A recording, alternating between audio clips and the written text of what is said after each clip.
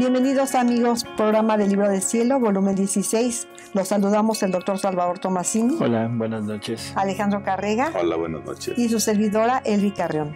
Damos comienzo con la lectura 1662, mayo 19, 1924. Todos los actos, desde el más pequeño al más grande, de quien vive en el querer divino, adquieren el valor de actos eternos y divinos. Mi pobre mente se perdía en la inmensidad del querer supremo. Me sentía como dentro de un mar, y todo mi ser bebía grandes sorbos el agua salutífera de la voluntad eterna. Más bien me entraba por todas partes, por los oídos, por la boca, por los ojos, por la nariz, por los poros del cuerpo. Ahora, mientras me encontraba en este estado, mi dulce Jesús se ha movido en mi interior y me ha dicho: Hija mía, mi voluntad es eterna, y solo para quien vive en ella, abrazando lo eterno, todos sus actos, desde el más pequeño hasta el más grande, siendo animados por una voluntad eterna, todos adquieren el valor, el mérito, la forma de actos divinos y eternos. El querer divino vacía esos actos de todo lo que es humano, y llenándolos de su voluntad divina, los hace suyos, les pone el sello, y los constituye como otros tantos actos eternos y divinos. Esto es muy importante porque generalmente nosotros estamos acostumbrados a valorar los actos, a medir los actos, y decimos que son actos muy grandes, obras, ¿no? Uh-huh. Obras grandes, obras pequeñas, obras medianas, y le damos un valor de acuerdo a la magnitud del acto, pero siempre medido desde la voluntad humana. En Dios definitivamente eso no existe. O sea, en Dios desde el acto más pequeño, como podría ser un parpadeo, hasta el acto más grande que podría ser, no sé, fundaciones, grandes obras, en fin, cualquier cosa que sirviera materialmente para el bien de muchos o de toda la humanidad, el valor es el mismo, porque el valor es el valor de un acto divino. Y no importa lo que se haga humanamente, a la hora que la divina voluntad toma ese acto y lo pone como acto divino, tiene el mismo valor, el valor de una vida divina. Y está unido al acto único. Así es. Entonces, el parpadeo y las grandes obras son exactamente iguales. Por lo tanto, no hay una diferencia entre personas. Sí, que eso es, por ejemplo, en la santidad humana es muy diferente, no sé, una Santa Teresa de Ávila, que hizo grandes fundaciones, grandes logros en cuanto a fundar conventos, ¿sí? De un Padre Pío que hizo tantos prodigios. Ellos para nosotros son muy grandes. Sí. Pero en un santo que no haya hecho nada de esto, o sea, quizá no lo pongamos a la misma altura. En la parte divina, o sea, definitivamente todos son iguales. Y comparados unos con otros, o sea, comparado la santidad humana con la santidad divina, en realidad dice Jesús que comparándolos, los santos humanos están como al servicio de la santidad divina. Y también es totalmente entendible porque todo lo que es humano es creado, es finito, sí es pequeño. Y lo que es increado, lo que es divino, es infinito y le hace bien a todos. Por lo tanto, todo lo humano está como al servicio de lo divino, ¿no? Sí. Así que bueno, dice Jesús, el alma que vive en mi voluntad parece que no hace nada, pero lo hace todo. Y lo hace todo porque los actos que se hacen en la voluntad humana, ninguno de esos actos fluye en la vida divina.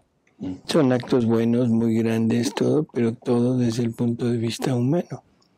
El acto en la divina voluntad fluye, concurre con todo lo que Jesús hace y está fluyendo y concurriendo en la misma vida divina. Por lo tanto, no hay ni la más remota posibilidad de compararlos. Es curioso, ¿no? Sí. Pero, dime. No, aquí nada más todos los actos, bueno, aquí dice que desde el más pequeño al más grande adquieren el valor de actos eternos y divinos y están dentro del divino querer. Aquí nada más la diferencia, doctor, sería el conocimiento, o sea, lo que cada quien sabe que se está haciendo en cada acto y ya es diferente cuando ya se hace vida que cuando es acto. Bueno, ahí ya sería la diferencia. Pero ahí ya es para hacia la criatura que los hace. Uh-huh. O sea, lo que la criatura adquiere de mérito por ese acto es hasta donde sabe, hasta donde conoce. Pero para Dios es un acto completo. O sea, es lo mismo, porque es hecho por su voluntad, ¿no? Entonces concurre todo el querer divino, como decía Alejandro, y el querer divino no se puede dividir. Así que para Dios es un acto completo.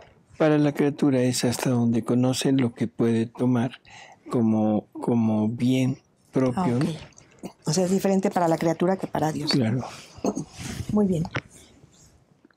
Entonces yo, al oír esto, maravillándome, he dicho: ¿cómo es posible, oh mi sumo bien, que la criatura solo con vivir en tu querer pueda recibir este gran bien, que sus actos lleguen a ser eternos y divinos? Y Jesús: ¿por qué te maravillas? La cosa es simplísima. Toda la razón es porque mi voluntad es eterna y divina. Y todo lo que sale de ella, como es parto de una voluntad eterna y divina, no puede estar excluida de ser eterno y divino. Pero siempre la criatura debe poner a un lado su voluntad humana para dar lugar a la mía. Si esto hace, sus actos son contados entre los nuestros, ya sea el grande o su pequeño acto. Uh-huh. Además, esto sucedió en la creación. ¿Cuántas cosas no fueron creadas, grandes y pequeñas? Hasta la más pequeña semilla, el pequeño insecto, pero por cuán pequeñas, no se puede decir que mis obras grandes fueron creadas por esta voluntad suprema y por lo tanto son obras divinas, y que las pequeñas no hayan sido creadas por una mano divina. Y si bien se ve que solo todo lo que fue creado en la atmósfera, cielo, sol, estrellas, etc., son siempre fijos y estables, en cambio lo que fue creado en la baja tierra, flores, plantas, aves, etc., están sujetos a morir y nacer. Esto no dice nada. Es más, como han sido creados por una voluntad eterna y divina, la semilla tiene virtud de multiplicarse, porque en todas las cosas está mi virtud creadora y conservadora. Ahora, si todas las cosas creadas, pequeñas o grandes, porque han sido creadas en virtud de mi fiat omnipotente, pueden llamarse obras divinas, mucho más pueden llamarse actos divinos y eternos, lo que mi voluntad obra en el alma. Lo que poniendo a los pies de mi querer su humano querer, me da plena libertad de hacer obrar a mi voluntad. Ah, si se pudiese ver por las criaturas un alma que hace vivir a mi querer en sí, verían cosas sorprendentes y jamás vistas. Un Dios obrante en el pequeño cerco de la voluntad humana. Esto es la cosa más grande que puede existir en la tierra y en el cielo, la misma creación. Oh, cómo queda atrás en comparación con los prodigios que voy obrando en esta criatura. Bueno, es lo que decíamos, ¿no? Uh-huh. O sea, en realidad estamos tratando de comparar un acto humano con un acto divino. El acto humano sale una obra buena, una obra santa, pero humana, y en el acto divino sale una vida divina completa, con todo lo que eso significa. O sea, santidad, omnipotencia, belleza, pureza, todo, y todos los bienes que la vida divina contiene, ahora duplicados. Duplicados por esa criatura que está viviendo en la divina voluntad, y que lógicamente todo lo de Dios es infinitamente más grande que lo que el hombre puede hacer. Y si juntamos todo lo del hombre todos los hombres, todas las obras, los grandes sacrificios, las grandes entregas, todo lo que ha hecho el hombre hacia Dios, y lo ponemos frente a un acto de santidad divina, por ejemplo, de María, no son nada en comparación, ¿no? Así que bueno, pues esta es como la oferta que Jesús nos está haciendo, perdón, la palabra, publicidad de su santidad divina. Y de nosotros depende el decir quiero, el decir bueno, sí acepto, y ahora en poder llegar a tomar todo esto como propio, como parte de nosotros, para alcanzar esa gloria que Jesús tiene, ¿no? Bueno, muy bien. Tú decides, Elvi. No, pues ya estamos decididos. Qué bueno. Muy bien, continuamos con la siguiente. Sí, por favor. Es la 1663, mayo 24, 1924. La primera palabra de Dios en la creación fue fiat. Esta palabra encierra todo, y con ella dio su primera lección sobre la divina voluntad. Me sentí amargada a lo sumo por la privación de mi dulce Jesús, y con la triste duda de que todo lo que Jesús me ha dicho y ha obrado en mi alma no haya sido otra cosa que una ilusión mía, un juego del enemigo infernal y decía entre mí: si me fuera dado y todos los escritos estuvieran en mis manos y en mi poder, como con mucho gusto los quemaría todos. Qué bueno que no le era dado. Qué bueno que no. Que no le fue dado. Que no le fue dado. Pero ay de mí, no están más en mi poder, están en manos de otros. Y si yo quisiera esto, no me sería dado. Ah, Jesús, salva al menos mi pobre alma, no me dejes perecer. Y ya que todo ha terminado, las relaciones entre yo y tú, no permitas que yo tenga la más grande de las desventuras, la de no hacer en todo tu santísima y adorable voluntad. Esta frase a mí en lo personal me mueve mucho, ¿no? O sea, la más grande de las desventuras, que es la de no hacer en todo tu santísima voluntad. Yo pienso que en la medida que nos vamos acercando a ¿cómo diríamos?, a entender esta finalidad, es en la medida en la que vamos teniendo temor de nosotros mismos, porque somos nosotros los que podemos desechar esta riqueza, ¿no? Y empiezo a tener terror, como dice la Virgen, tuve terror de mi voluntad humana, y no quise saber más de ella. Nosotros, o sea, ojalá y que algún día lleguemos a tener ese horror de lo que nuestra voluntad puede hacer, y que lleguemos a dejarla ahí atada a los pies del trono de la divinidad para decirle: Señor, de aquí en adelante solamente contigo, solamente contigo. Y eso, bueno, para no tener que llegar a estas frases, ¿no?, de sentir o de tener la desventura, la más grande desventura, que es ya no salirme en el sentido de ya no volver a entrar, sino en el sentido de romper con la continuidad, porque estaríamos rompiendo la continuidad de la vida divina en nosotros. Y entonces todos los actos que hemos hecho quedarían como obras, no como vida, como decías, ¿no? Así que, bueno, seguimos. Y ahí es cuando de repente nos falta la atención, doctor, y que volteamos y decimos: ay, Dios mío. Pero entonces en ese momento podemos no rehacer, sino sumergirnos en su voluntad y decir: bueno, todo lo anterior estaba también en tu voluntad, en tu divina voluntad, ¿no? En esos momentos que a lo mejor no estamos tan conscientes o que perdemos la atención. Sí, pero Jesús te da como tuyo lo que Él continuó haciendo. O sea, se te considera, se te toma en cuenta para que no se corte la vida que estabas siguiendo. Pero el mérito de esos actos no se te da. Porque el mérito es nada más de Jesús, porque Él lo hizo solo. ¿Sí? Muy bien. Ahora, mientras esto pensaba, mi adorable Jesús se ha movido en mi interior. Ante su amable presencia, las tinieblas se han disipado, las dudas han desaparecido y ha vuelto en mí la luz y la paz. Y mi dulce Jesús me ha dicho: hija de mi voluntad, ¿por qué dudas de mi obrar en ti? Y además, dudar de mi voluntad y de lo que te he dicho sobre mi querer supremo es la cosa más absurda que puede darse. La doctrina de mi voluntad es más que agua cristalina tomada de la límpida fuente de mi divinidad.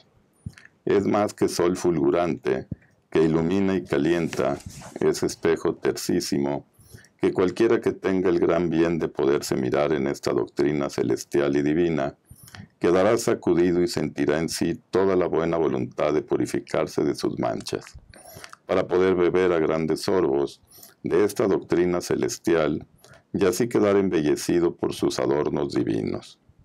Tú debes saber la causa, el por qué la sabiduría y omnipotencia divina quisieron pronunciar el fiat en la creación. Podía crear todas las cosas sin decir palabra, pero como quiso que su voluntad aleteara en todas las cosas y recibieran la virtud, los bienes que contiene, pronunció el fiat, y mientras lo pronunciaba, comunicaba los prodigios de su querer, a fin de que todas las cosas tuvieran por vida, por régimen, por ejemplo y por maestra a mi voluntad. Aquí, o sea, esto también son cosas que hay que ir puntualizando, ¿no? O sea, ¿qué es lo que está diciendo Jesús? O sea, ¿cuál es el punto fino de todo esto, ¿no? La doctrina de mi voluntad es más que agua cristalina. O sea, la pone como la doctrina, ¿sí? Primera cosa importante. Segundo, ¿por qué duda, Luisa? ¿Cuáles son los motivos? Estamos en el libro 16, en los finales del libro 16, y todavía hay este estire y afloje de Luisa. Volvemos a repetir lo que ya hemos dicho en varias ocasiones. Yo pienso que esto no es de Luisa, esto es de nosotros. Por lo que Jesús le había dicho, ¿no? Que tomará las dudas de todos y se las pondrá a ella para respondernos a través de ella. Entonces, no hay que dudar, es la doctrina más perfecta que puede haber, ¿no? Y luego, o sea, que seríamos totalmente, afortunados realmente de poder beber de este manantial. De esta límpida agua, como así es. Límpida fuente. Aquí podríamos más o menos hablar. En María Valtorta, en la obra del Hombre Dios, hay un pasaje en donde Jesús se pone a hablar de los futuros que creerán en Él. Y habla exactamente pensamos que sea de este tiempo, porque habla y se expresa de una santidad enorme que va a haber, de personas que se entregarán totalmente a Él, pero habla de un libro. ¿Sí se acuerdan? Sí. Tiene El un libro de las verdades. Y que de ese libro que tiene en la mano, que nadie conoce, pero que esas almas podrán leerlo y podrán adquirir en ellas todos los bienes que contiene aquel librito. ¿Sí? Incluso dice que es un libro celestial. Así es. Y esto lo podríamos comparar o empatar con aquel libro que tiene el ángel en el Apocalipsis, el ángel que está parado en la tierra y en el océano, un pie y un pie, y que la voz que guía a San Juan le dice: ve y toma ese libro y cómetelo. O sea, ese de cómetelo, es léelo, no es comérselo. Cómetelo, te será dulce en la boca, pero muy amargo en tus entrañas. ¿Qué es lo que está diciendo? Te va a dar maravillas de Dios, sentirás una dulzura y una emoción enorme por conocerlo, pero una vez que lo hayas pasado, sentirás amargura. ¿Por qué? Por ver cómo tratan toda esa riqueza todos los humanos, por ver el sufrimiento de este Dios encarnado, en que para que las criaturas obtengan este bien, tiene que sufrir tremendamente, pero la ingratitud de nosotros te servirá de hiel en tu interior, ¿no? Es tremendo. Sí. Entonces, bueno, doctrina celestial, ¿no? Y dice, todo aquel que tenga el gran bien de poderse mirar en esta doctrina celestial y divina, quedará sacudido y sentirá en sí toda la buena voluntad de purificarse de sus manchas para poder beber a grandes sorbos de esta doctrina celestial y quedar embellecido por sus adornos divinos. Esta es una de las razones por las que casi siempre la recomendación es atrévanse a leer. No crean, o sea, definitivamente, no es que ya crean, no es que ya estén convencidos, no, atrévanse a leer un poco. Las verdades, la palabra de Dios nunca regresa a Él sin haber hecho su efecto. O sea, entonces, esta palabra que va a entrar en nosotros va a ser un imán, algo que nos va a atraer tanto que después no vamos a poder separarnos. No por lo que nos digan, no por el convencimiento, no porque alguien hable bonito, no, sino porque esta es palabra de Dios. ¿De acuerdo? Sí. Así que bueno, hay muchas cosas. En fin, seguimos. Sí, y dice que hay que purificarse para poder beber a grandes sorbos de esta doctrina celestial. Así es. Porque a veces sentimos como que es sobredosis, que es demasiado loco, pero a lo mejor porque no estamos purificados. No estamos purificados. Y eso lo repite, bueno, en Luisa es continuo, ¿no? Pero en Valtorta también, y dice exactamente lo mismo. O sea, que él quiere llenarnos de él, pero que para poder hacerlo necesitamos estar vacíos de nosotros. Sí. Y también es repetitivo, ¿no? Así que bueno, pues esto es como una necesidad absoluta. El vacío y el desapego, ¿verdad? Así es. Dice, qué gran cosa, hija mía. La primera palabra de tu Dios que resonó en la bóveda de los cielos fue el fiat. No dijo otra cosa. Esto significaba que el todo estaba en el fiat. Con el fiat creaba todo, constituía todo, ordenaba todo, encerraba todo. Ligaba todos sus bienes en favor de todos aquellos que no habrían salido fuera de su eterno fiat. Y cuando después de haber creado todo, quise crear al hombre, no hice otra cosa que repetir el fiat, como empastándolo con mi misma voluntad. Y después agregué, hagamos al hombre a nuestra imagen y semejanza. En virtud de nuestro querer, mantendrá en sí íntegra nuestra semejanza y conservará bella e intacta nuestra imagen. Mira entonces, ¿por qué la sabiduría increada, como si no supiera decir otra cosa que fiat, quiso pronunciarlo? Pues era muy necesaria esta lección tan sublime para todos. Y este fiat se mueve todavía sobre todo lo creado, como conservador de mis mismas obras, y como en acto de descender sobre la tierra para investir al hombre, para encerrarlo otra vez en sí, a fin de que de donde salió, esto es, habiendo salido de mi querer, en mi mismo querer regrese.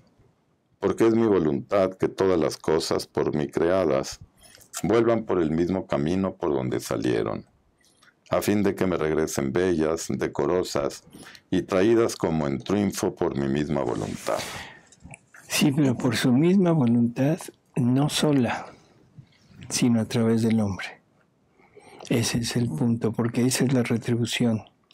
Y lo que Dios está queriendo es esa retribución.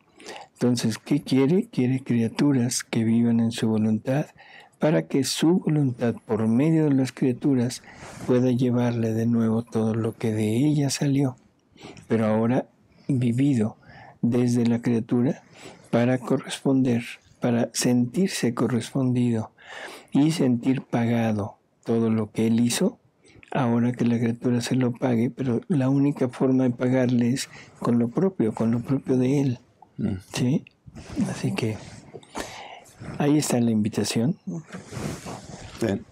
Entonces, todo lo que te he dicho sobre mi voluntad Esta ha sido mi finalidad, que mi voluntad sea conocida y que venga a reinar sobre la tierra.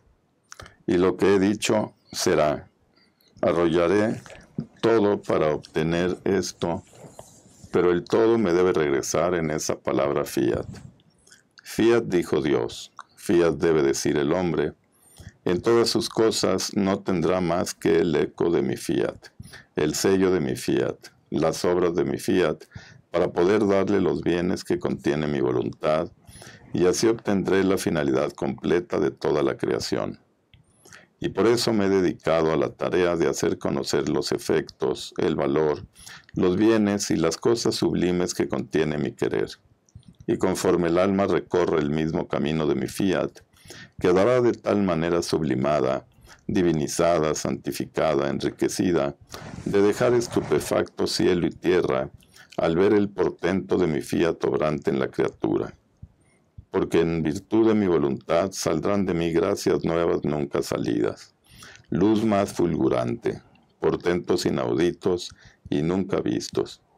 Yo hago como un maestro cuando enseña a su discípulo las ciencias que él conoce, el cual, si enseña a su discípulo, es porque quiere hacer de él otro maestro como él mismo. Así hago yo.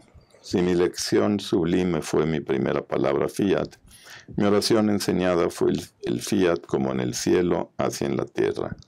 Ahora, habiendo pasado a darte más extensas, más claras y más sublimes las lecciones sobre mi voluntad, es que quiero que el discípulo adquiera no solo la ciencia de ella, sino que llegando a ser maestro, no solo enseñe a los demás, sino que adquiera mis propiedades y mis bienes, mis alegrías y mi misma felicidad. Por eso sea atenta y fiel a mis enseñanzas y no te separes jamás de mi voluntad. Que ha dicho lo mismo, ¿no? O sea, es totalmente, como diríamos, unidad.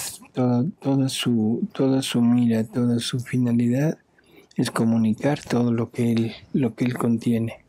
¿Y comunicarlo a quién? A nosotros, a las criaturas que queramos llegar a esto y que nos dispongamos realmente a vivir sin nuestra voluntad. Se dice sencillo, se dice muy fácil, indiscutiblemente, pero qué difícil de veras resulta a la hora de la hora llegar a esto. Pero bueno, es simplemente atrayente. Y si tanto hacemos por lograr alguna meta, alguna finalidad humana, que nos sacrificamos, hacemos lo imposible por lograrlo, ¿por qué no intentar hacerlo aquí? ¿Por qué no intentar llegar a tener esta vida y donde definitivo vamos a desaparecer del mundo? O sea, el mundo no nos va a tomar en cuenta. No vamos a estar expuestos a las miradas de los demás, no vamos a competir con los demás, no vamos a sobresalir sobre los demás. Pero en el interior vamos a hacer una vida de tal acuerdo con Dios que Él hará todo lo posible por darnos una gloria semejante a Él, pero en el cielo. Y ya en el cielo es cuando el alma que vive en la divina voluntad será conocida.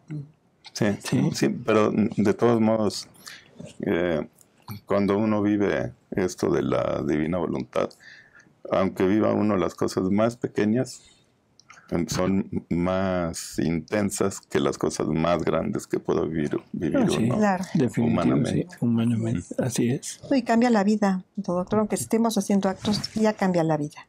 Ya empieza la paz, empieza esa felicidad interna independientemente de lo que esté sucediendo afuera, ¿no? Así es.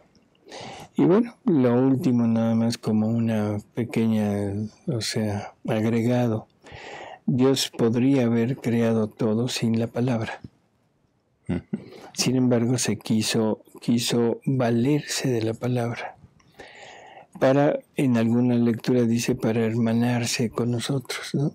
Para hacerse más o menos igual que nosotros. Y sobre todo para darnos la posibilidad de podernos unir a Él por medio de la palabra también. Así que nuestra única palabra que debemos pronunciar aquí es fiat. O sea que es el tercer fiat, el fiat voluntas tua, el hágase tu voluntad, como en el cielo, así en la tierra. Pero que se haga en la tierra mía. Sí. Que ese es el punto, no en la tierra planeta. Bueno, que se haga así, que se extienda, pero sobre todo en nosotros, ¿no? Y esa debería de ser como la petición que tengamos continua de decir, Señor, permíteme llegar a tener esto como vida y permíteme llegar a tener la suficiente, ¿cómo diría?, entrega, la suficiente sabiduría para poder obtener todo el conocimiento, toda la sabiduría tuya y poder corresponderte en la medida que tú lo deseas, ¿no? Muy bien. Continuamos con la siguiente, que es la 1664, mayo 29, 1924. Dolor de los apóstoles al ver subir a Jesús al cielo. Bien que produjo este dolor. Lecciones a Luisa sobre el dolor de la privación de Jesús. Estaba pensando cuando mi dulce Jesús se fue al cielo en su gloriosa ascensión, y por tanto en el dolor de los apóstoles al quedar privados de tanto bien.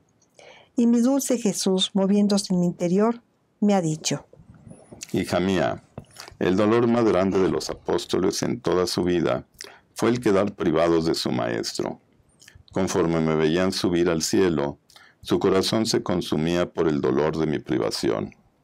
Y mucho más agudo y penetrante fue este dolor porque no era un dolor humano, una cosa material lo que perdían, sino un dolor divino. Era a Dios que perdían.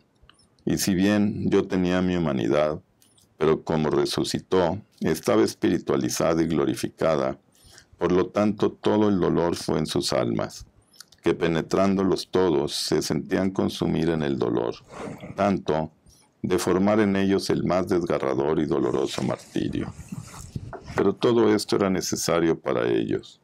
Se puede decir que hasta entonces no eran otra cosa que tiernos niños en las virtudes y en el conocimiento de las cosas divinas. Y de mi misma persona, podría decir que estaba en medio de ellos y no me conocían ni me amaban de verdad. Pero cuando me vieron subir al cielo, el dolor de perderme rompió el velo y conocieron con certeza que yo era el verdadero Hijo de Dios. El dolor intenso de no verme más en medio de ellos les hizo nacer la firmeza en el bien, la fuerza para sufrir todo por amor de aquel que habían perdido. Les parió la luz de la ciencia divina, les quitó los pañales de la infancia y los formó hombres intrépidos, no más miedosos sino valerosos. El dolor los transformó y formó en ellos el verdadero carácter de apóstoles. Lo que no pudieron obtener con mi presencia, lo obtuvieron con el dolor de mi privación. Bueno, o sea, hasta que tuvieron el dolor, hasta que vieron perdido a la presencia sensible de Jesús, de su Maestro, es cuando empezaron a tener una idea de quién era. Sí. Eso es curioso. Y bueno, esto la sabiduría popular lo ha plasmado en unas palabritas muy conocidas, ¿no? Nadie sabe lo que tiene hasta que lo ve perdido. A mí sí me gustaría una pequeña aclaración, o sea, ¿cuál será la causa por la que Jesús dice les conviene? Les conviene que yo me vaya. Sí. O sea, pues es cuando se corre el velo, ¿no? Y ya pueden conocer sí, o sea, quién corre el realmente quién era él. Sí, pues se ve con Luisa que Jesús le dice muchas veces que su presencia le estorba. Bueno, pero sin embargo con Luisa siguió presentándose, ¿sí? Pero sí, en realidad la presencia sensible estorba para esa interiorización en la divinidad, ¿no? Totalmente de acuerdo. Pero, ¿cuál podría ser? Pues aquí dice, el dolor los transformó y formó en ellos el verdadero carácter de apóstoles. Ese es otro ¿no? punto. Uh-huh. Pero vamos a un punto muy, muy importante. Les conviene, porque si no me voy, no les envío. Hacia el Espíritu Santo. ¿Sí? Uh-huh. Entonces uno se pregunta y dice, bueno, ¿no hubiera podido venir el Espíritu Santo estando Jesús aquí? ¿Cuál sería el impedimento? Esto es algo muy curioso y que aunque es complicado, pero a mí sí me gustaría decirlo para que quede muy... No puedo decir que quede muy claro, pero cuando menos ir teniendo una idea de por qué. Es esa famosísima relación que existe entre eternidad y tiempo. En la eternidad la obra de la redención estaba completa. O sea, no había nada que le faltara. Y junto con la obra de la redención estaba la obra de la creación y la obra de la santificación. O sea que toda la obra del Espíritu Santo Dios ya la tenía como hecha. Pero recordemos que para que exista en la eternidad se necesitó haberse desarrollado en el tiempo. Si no se desarrolla en el tiempo, Dios no lo pudiera tener como un eterno presente.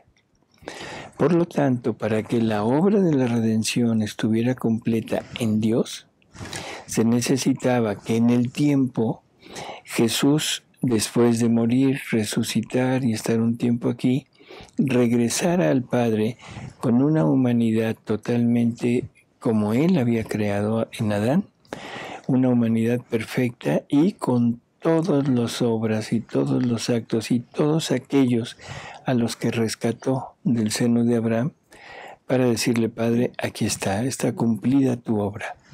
Esas palabras de Jesús en la cruz, todo está consumado, todo está ya hecho, se cumplen en el momento que la humanidad de Jesús llega nuevamente ante el Padre en el tiempo.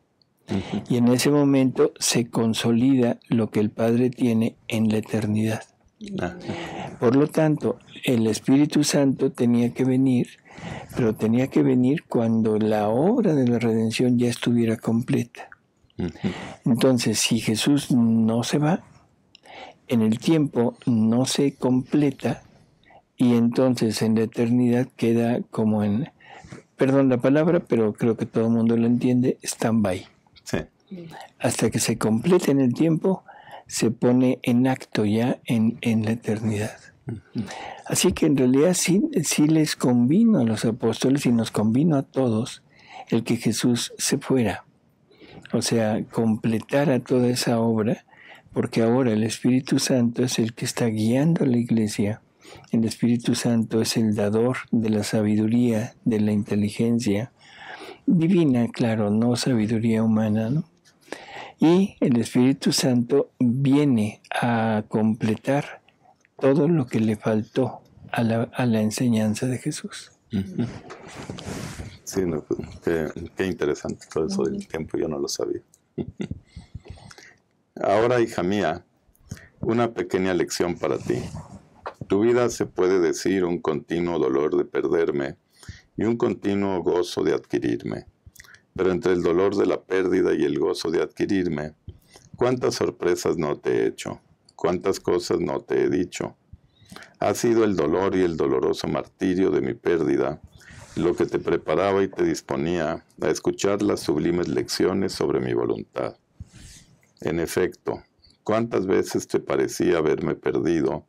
Y mientras tú estabas inmersa en tu desgarrador dolor, yo volvía a ti con una de las más bellas lecciones sobre mi voluntad y hacía regresar el nuevo gozo de mi adquisición, para disponerte de nuevo al traspasante dolor de mi ausencia. Puedo decir que el dolor de quedar privada de mí ha parido en ti los efectos, el valor, los conocimientos, el fundamento de mi voluntad. Era necesario comportarme contigo de este modo. Esto es, venir frecuentemente a ti y dejarte a merced del dolor de quedar privada de mí, habiendo yo establecido el manifestarte en modo especial tantas cosas sobre mi voluntad. Debía dejarte en poder de un continuo dolor divino, porque mi voluntad es divina, y solo sobre un dolor divino podía fundar su trono y extender su dominio. Y poniéndose en actitud de maestro, comunicaba el conocimiento de mi voluntad. Por cuanto a criatura es posible. Muchos se maravillarán al oír mis continuas visitas que te he hecho, lo que no he hecho con los demás, y tu continuo dolor de mi privación. Si tú no me hubieras visto tantas veces, no me habrías conocido ni amado tanto, porque cada visita mía lleva un conocimiento de más de mí y un nuevo amor. Y por cuanto más el alma me conoce y me ama, tanto más el dolor se duplica. Y yo al venir iba haciendo más fuerte tu dolor, porque quiero que a mi voluntad no le falte el noble cortejo del dolor, que constituye al alma firme y fuerte, tanto de poder mi voluntad formar en ella mi estable morada y darle lecciones nuevas y continuas sobre mi voluntad. Por eso te lo repito, déjame hacer y confía en mí. Podríamos decir que esta es la explicación de la noche oscura, de la que han hablado los santos, de la que habló San Juan de la Cruz. Y es la noche oscura que todas las almas que quieran llegar a vivir en la divina voluntad deben pasar. Habrá momentos de tibieza, de frialdad quizá. No sé la palabra exacta. Jesús dice que en su voluntad no hay frialdades, pero o sea, esa sensación de no estar unido, ¿no? Sí. Y ese es un dolor para el alma que ya vive o que ya está en este camino. Es un dolor saber que uno quiere, pero no se siente. Jesús nos dice, y con toda razón, que el hombre no tiene capacidad de poder influir en el sentimiento, pero sí tiene capacidad de influir en los actos, en la voluntad. Por lo tanto, lo que él quiere ver es que seamos firmes aún en momentos de sequedad, ¿sí? Y como le pasó a nuestra Madre Santísima, que hay momentos en que nos deja en la pura fe. Sí. O sea, no en la vivencia, sino en la fe, ¿sí? Así que, bueno, para que estemos preparados. ¿Podrías decir que son pruebas, doctor, esas? Son pruebas, sí, claro que sí. Okay. Es para confirmar la decisión nuestra de seguir la fidelidad, ¿sí? Pues amigos, muchas gracias por haber estado con nosotros. Gracias, Elvi. Gracias Alejandro. Gracias, Alejandro. Gracias, Alejandro. Y nos vemos en el próximo programa.